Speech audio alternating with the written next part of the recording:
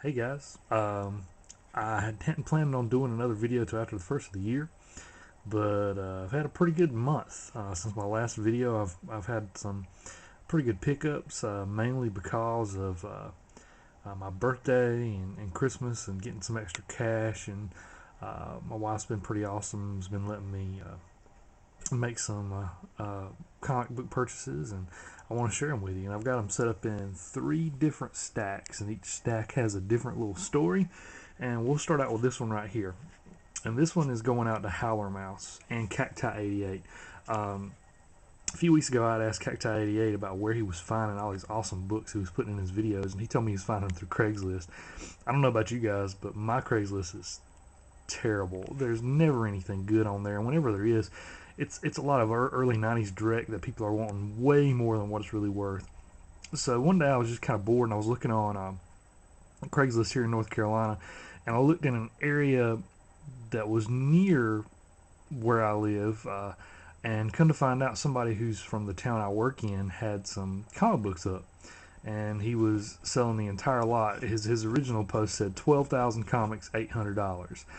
And I was like, you know what, this will be worth me actually going to look at if that's the price, and if it's even if it's direct, $800 for 12,000 books, I could find a way to offload that and make a little bit of profit off of it. So I went down there to take a look at it, and long story short, I ended up in this really sketchy neighborhood, and I come up to this little single wide trailer, and this guy meets me outside, and I was at telling him I was there interested in the comic books, and he takes me out to this shed, and there's two pit bulls right beside this shed, and I'm thinking, oh my gosh, I'm gonna have my leg chewed off before I get to see these books. And he starts pulling out these big Rubbermaid um, uh, containers full of comic books, and he let me look through them, and I kind of, as he said, cherry picked out some things that I wanted.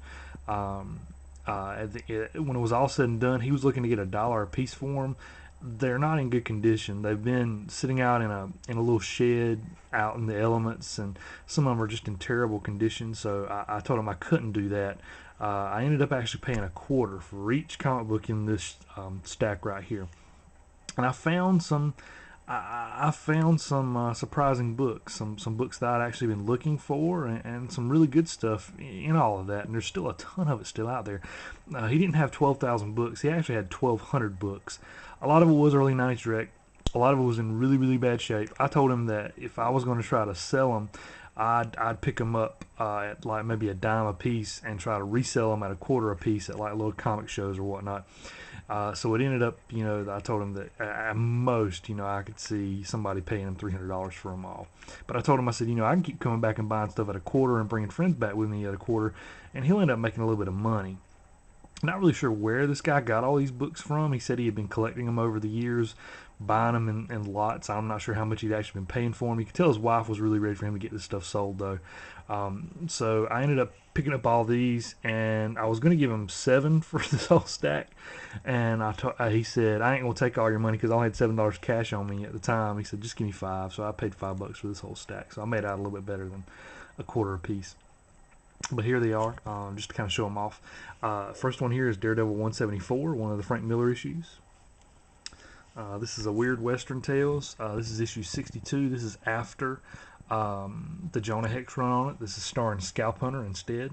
Not in good shape. Rusty staples. A lot of these older ones have rusty staples, so they're not going to grade out that great. This one actually has, I don't know if you can actually see it or not, but there are actually extra staples in there. You can kind of see that. This is Unknown Soldier. I want to say that's 198. It's got a bad cut. It's miscut on the side, so it's hard to see which one it is. Joe Kubert covers, though. Here's another Joe Kubert cover. This is Our Army at War with Sergeant Rock, issue 291, one of the later Our Armies at War. This is an Unexpected from the DC Implosion. This is when they started combining all their titles to try to keep the runs going because they were just producing too many at the time. This is issue 193, so it's actually Unexpected along with House of Secrets and The Witching Hour. And this is one of those old dollar comics. And to be honest, until I bought those Avengers in my last video, they ended the original Avengers run, I didn't have a lot of Avengers books, so I did pick up a few. They're in terrible shape. You can kind of see up there around Marvel Comics, it's been tore and a lot of color breaking creases and dog ears on all these books. But I did pick up a few just to kind of read, and they're pretty fun to read. This is Avengers 152. Now, he did have a good run of Transformers. I want to go back and get some more, actually, to try to keep on getting my runs going. This is Transformers 48. Here's another Avengers. This is 159 with a terrible curl on the side. 121. Again, in pretty bad shape. Didn't have any Conans either, but I'm seeing Conan in a lot of people's videos, and I picked one up to read it. I was always a fan of the Robert E. Howard stuff. The Robert E. Howard pulp stories from back at maybe the 20s and 30s when he was writing the original Conan the Cimmerian stuff, and Kull the Conqueror and Red Sonja, that type of thing. So I picked this one up. Not a bad read. Probably pick up some more. It's one of my favorite Avengers covers ever. Avengers 223. Doesn't really do it justice.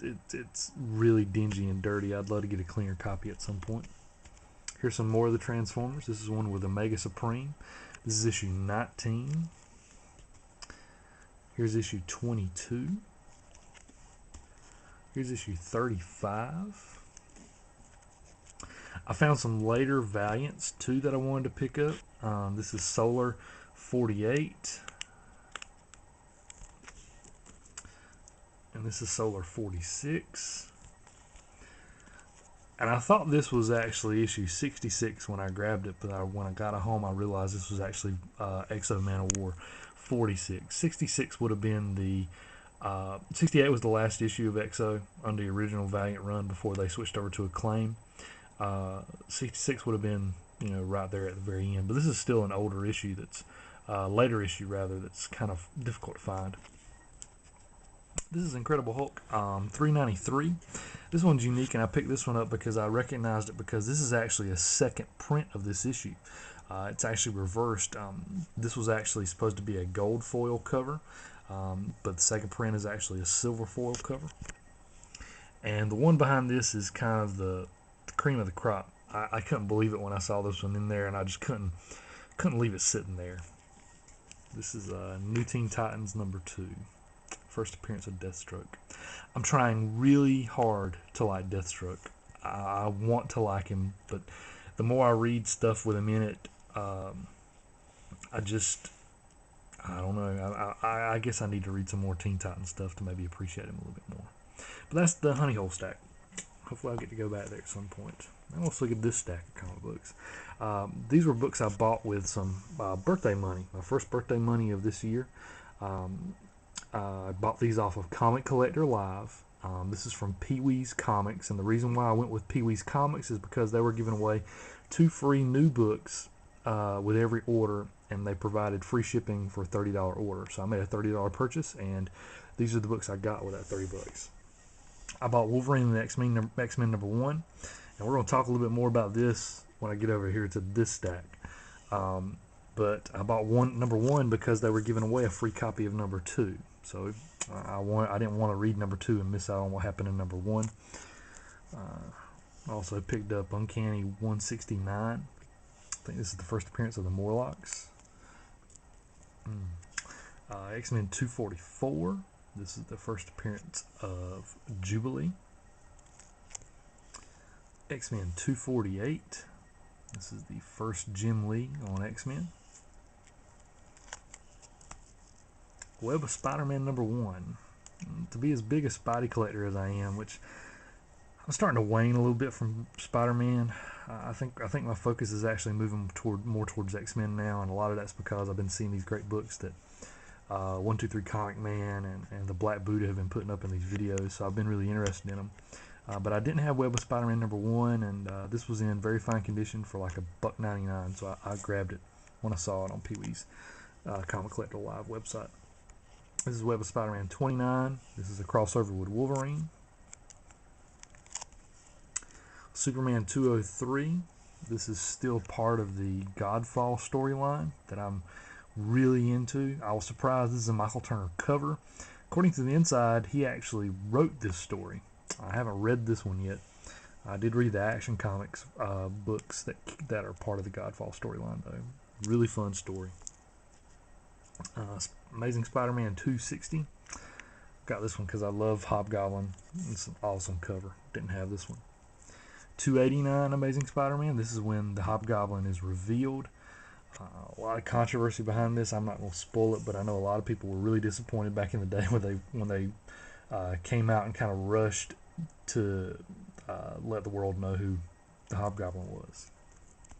This was the second book they were giving away free. This is Ultimate Fallout number 4, which was the first appearance of the new Spider-Man in the Ultimate universe.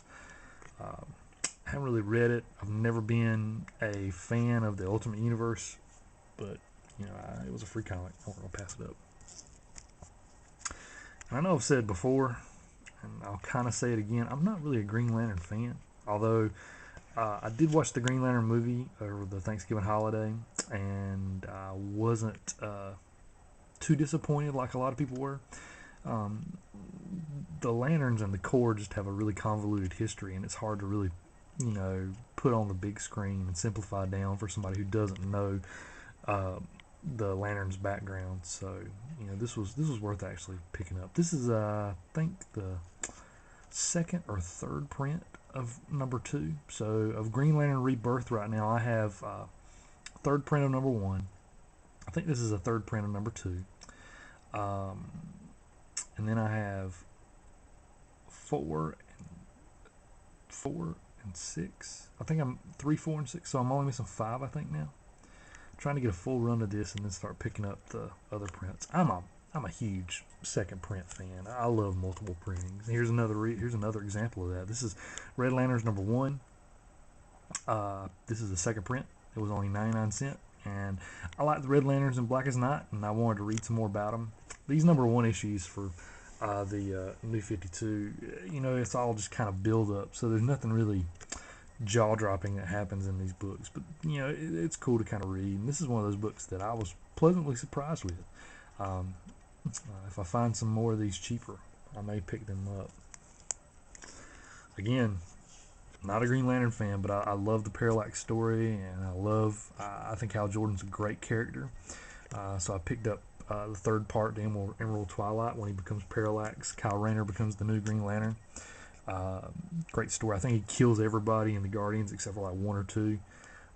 Haven't read this yet. I want to pick up 49, and then I'll have the full set for Emerald Twilight. Again, I'm a huge fan of X-Men, and the more I watch these collections of X-Men comics on YouTube, the more I want to buy some. This is X-Men 150, X-Men versus Magneto. I think Magneto's a great character. And then this one. This was the cream of the crop for this pickup. This is Uncanny 129. This is the first appearance of Kitty Pryde, Emma Frost. This is technically what I guess is considered the first issue of the Dark Phoenix storyline. You know, I know it runs really and truly from like 135 to 138 is the true Dark Phoenix story, when they have the big battle out on the moon.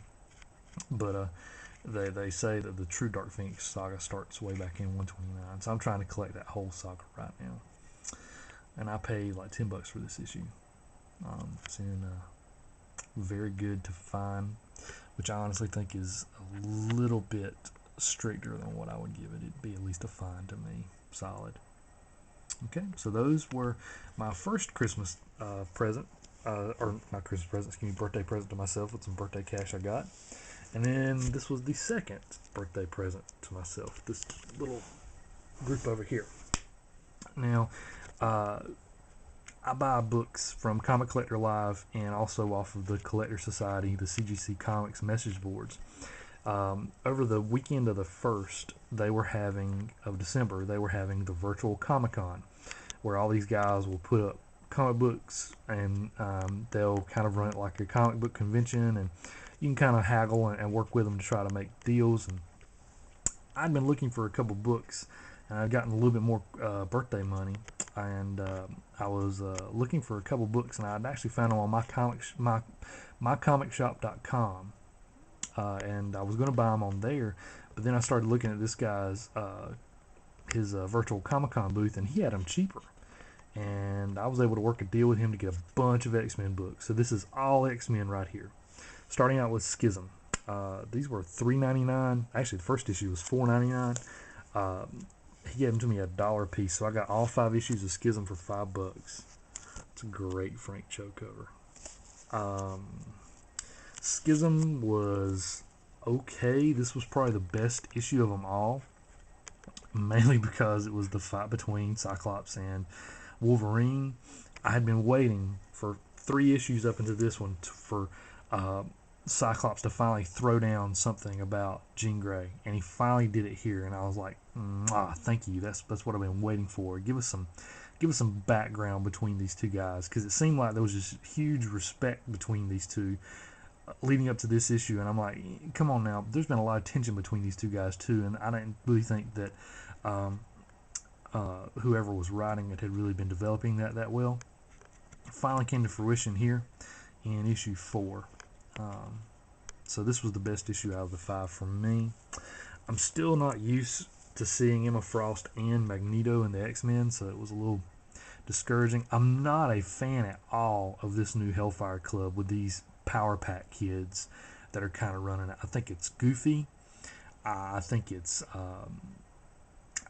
disrespectful to the entire franchise. I mean, we're talking about a group of comic book heroes who've battled, some of the biggest and deadliest creatures, in the galaxy, and all of a sudden now you've got these 9, 10, 11-year-old geniuses that are trying to take over the world that they've got to battle. I don't like it at all. That part of Schism I didn't like. But anyway, it was worth it. It was worth $5. I mean, I wouldn't have wanted to pay cover price for them all. But these are the Uncannies I got. I got a great deal on this one. This is Uncanny 145. I love Dr. Doom as an enemy. He had a whole bunch of dollar issue X-Men books, and I talked to him and I said, "Look, let's make a deal. I don't want to pay a full $1 for these because I can buy them cheaper somewhere else." And I think we worked out a deal. All these books leading up to the last 2 in this stack, I think I paid $6 for. So I think I got all like 30 cents a piece. This is 186. I think that's the issue where Storm loses her powers. 188. 255. 281. This is a second print. I didn't know that until I actually got these. I didn't realize they made a second print of 281. He actually had 2 copies, so I went ahead and got them both. I give no prize to anybody who can tell me what other book came out the same month as X-Men 281 that was significant in X-Men lore, or not lore, but significant in the history of X-Men books. This is Uncanny X-Men 285, 288, 295. I have a copy of this already. Actually, this was the first book I ever bought once I really got into collecting comics when I was like in 7th or 8th grade. I bought it at Walmart, and of course it isn't in the bag anymore. The bag's long gone. So it was cool to find this one that still got the bag, still got the trading card with it. 298. The Acolyte's Return. Actually a pretty good story. X-Men 300. I hate showing these old holofoil covers. I feel so doofy buying this holofoil stuff, but if I want to complete runs, I'm going to have them. X-Men 302. This one's actually printed with only 1 staple, so it's missing the top staple. 305. 314, which is really a cool Emma Frost story. And then 417. And these last 2 are the whole reason I bought from this guy. These last 2 books were 2, I'm not going to call them grail books, but they were 2 books I was really looking forward to getting. And I was able to pick up both of these for the price of the book, one of these books, on my comic shop. So I got X-Men 141, the beginning of Days of Future Past, and then I got the ending to Days of Future Past, 142. One of my favorite covers. I love the Sentinels. But that's been my haul for this month, guys. Hope you guys enjoyed it. I've enjoyed watching everybody else's videos too. Love to get some feedback. Leave me some comments. Just subscribe. Give me a thumbs up if you like this video. Let me know what else you'd like to see. And hope everybody has a blessed Christmas. I hope everybody remembers the reason for the season, enjoys your holiday, and we'll be talking to you soon.